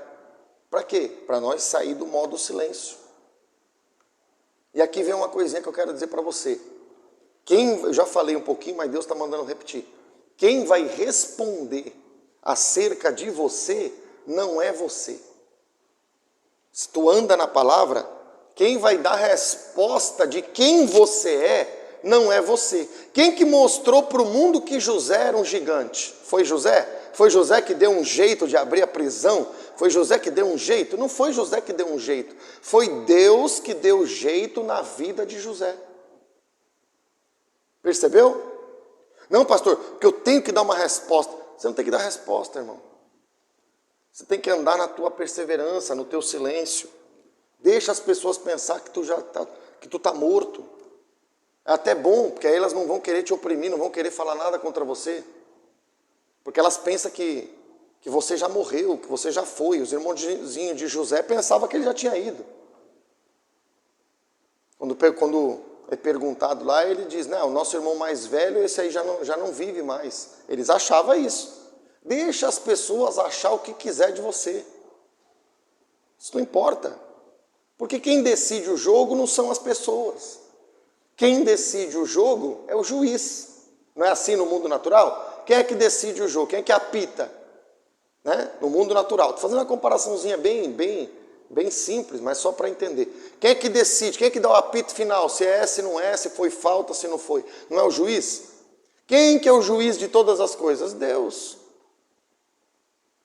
Quem é que deu para José a libertação da prisão? Mas José não foi liberto da prisão lá dos prisioneirinhos lá que ele estava lá. Ele foi liberto da humilhação da vida dele. E ele vai ser tão exaltado por Deus que os irmãozinhos dele é que vai ter que olhar lá e botar o rabo entre as pernas e ficar ali. Vão descobrir que o grande era ele. Quem sabe eu estou falando para alguém que Deus quer falar, que vão descobrir depois do processo que o grande é você, que os pequenos é o que te acusou. Entende? Então não se preocupa em ficar dando satisfação, a responder, né, a dar o troco para quem fala mal. Claro, tem momentos que a gente tem que falar, não porque a gente quer. Por exemplo, um caso de justiça, a pessoa botou teu nome na justiça, aí tu vai ter que te pronunciar, não por causa de uma questão até espiritual, até por uma questão legal. Aí nesse caso a gente pode entender que é uma exceção. Mas em situações corriqueiras, situações comuns, você não tem que ficar dando argumento para o teu inimigo, você se cala. E o que Deus vai fazer? Deus vai falar sobre você. O anjo fala de Jesus. Não é Jesus que fala que ele ressuscitou, é o anjo que fala dele. As circunstâncias que Deus vai criar, vai falar de quem você tem sido. É assim que o vencedor age e é assim que o vencedor alcança o pódio. Então, está aqui, né? Foi oprimido, foi humilhado. O que ele fez? Reagiu, postou lá na rede social da época, nem existia, né? Estou fazendo uma figura aqui. Mandou avisar que ele não tinha. Não abriu a boca. É com ovelha muda. Não abre a boca mesmo, fica na dele, né? Até Deus exaltá-lo. Então eu peguei aqui, irmãos, para nós estarmos quase encerrando aqui. Ele diz assim, ó, 2 Timóteo, capítulo 4, versículo 7. Nós estamos falando de guerra, né? Então nós vamos pegar alguém que soube trabalhar as suas próprias guerras e foi vencedor, que é Paulo. Combati o bom combate. Então quer dizer que tem combate que não é bom. Você tem que lutar a guerra legítima. Essa guerra é legítima. É a guerra do reino. Porque tem irmão, desculpa, mas ele quer alfinetar os outros, ele quer, né? Ele quer. Às vezes ele está lutando, mas está lutando um combate que é ruim. Paulo combatia, mas ele combatia um combate bom. Então, o combate e a característica, o combate que é bom, combate uma coisa. A identidade boa é duas coisas, 3, 4, 3. Aí ele diz, completei a carreira. Quando a gente completar a carreira, a gente vai subir. Se você morrer antes do arrebatamento, Jesus vai te trazer, né? 1 Tessalonicenses 4,16, né? Que os mortos em Cristo ressuscitarão primeiro. Então, tem que completar a carreira, tem que alcançar o objetivo. O principal objetivo qual que é? Arrebatamento. Temos muitos objetivos, mas esse aqui é o principal. Então, completou a carreira. Então, a carreira que foi completa é uma carreira, uma coisa que está completa, duas coisas. 3, 4, 4. E aí ele diz que guardou a fé. Se a fé é uma coisa que está bem guardada, duas coisas. Fé e aonde ela está preservada, duas coisas. 3, 4, 5. E aí a gente entende que nessa guerra, a nossa arma, que está sempre conosco, é uma arma que é uma arma, vamos dizer assim, que ela está presente em todas as batalhas, é a nossa fé. É a nossa fé. Por isso que você crê em Jesus, porque Deus te deu uma arma para que você preserve essa arma, para que você sempre tenha ela nas batalhas. Então, é isso aí. Paulo está mostrando como uma pessoa pode vencer as batalhas, alcançar os objetivos e levar a preservar a sua arma, que é a sua fé, até o fim. Ele diz assim, nisto é glorificado meu Pai, em que deis muito fruto, e assim vos tornareis meus discípulos. Então, aqui eu queria terminar dizendo, irmãos, que Deus diz, nisto, foca nisso aqui, nisto é glorificado meu Pai, no quê? Em que deis muito fruto. Por isso que aqui tem fruto, né? Então Deus não está dizendo assim, ó, você não glorifica o Pai quando você luta muito, porque tem gente que diz, ai pastor, a minha vida está uma luta. Precisa ver que luta que tu está vivendo. Porque tem gente que está vivendo luta porque está vivendo a guerra verdadeira, está lutando o bom combate. Então, às vezes, a vida dele está passando uma dificuldade momentânea ali. É uma guerra, mas é uma guerra verdadeira. Agora, pode ser que você está vivendo muita luta porque você está desobedecendo. E aí, Deus não está dizendo que aquele que luta mais é que vence mais. Deus diz que aquele que glorifica a Deus através dos frutos é que é o que faz a sua vontade.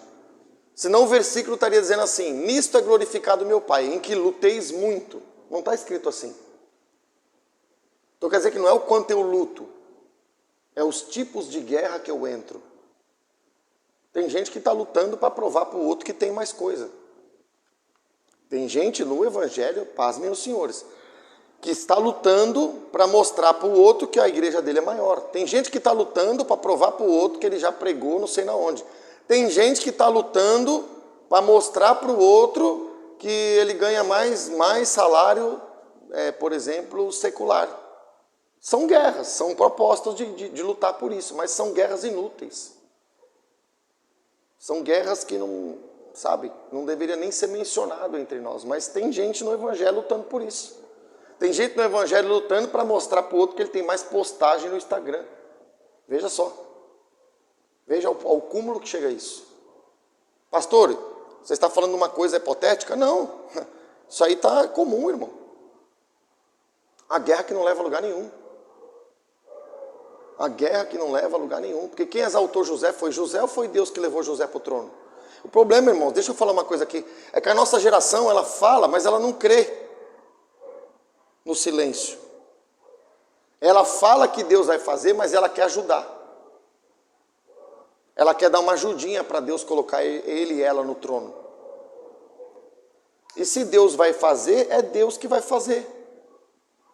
Por que eu tenho que ajudar Deus se Deus não precisa de ajuda? Percebe? Então, acho que Deus está expressando bem aqui. Você não vai ser uma pessoa que glorifica o Pai porque luta muito. Você vai ser uma pessoa que glorifica o Pai porque tem muito fruto. Lembra que eu comecei lá no início, eu falava da semeadura? Se não semear, o reino de Deus é assim, como alguém que lançou a semente à terra. Você tem que lançar boas sementes, para você ter bastante fruto, para você glorificar o Pai. Amém? Então, era isso que eu tinha para falar. E nós temos certeza, irmãos, que com essa quantidade de evidências, e ainda vamos trazer outras, você está tendo oportunidade de ver uma escatologia que não é uma escatologia por conhecer, mas é uma escatologia para você refletir na sua vida, na sua prática de fé, em que tipo de guerras você tem se envolvido e no que é que se baseia os teus propósitos. Por exemplo, um dos propósitos que eu tenho no meu coração é esse. Eu quero estar sempre em condições de ser levado pelo Senhor. Então você tem que cuidar no teu espírito, na tua alma e no teu corpo, tudo que tem a ver com a tua salvação.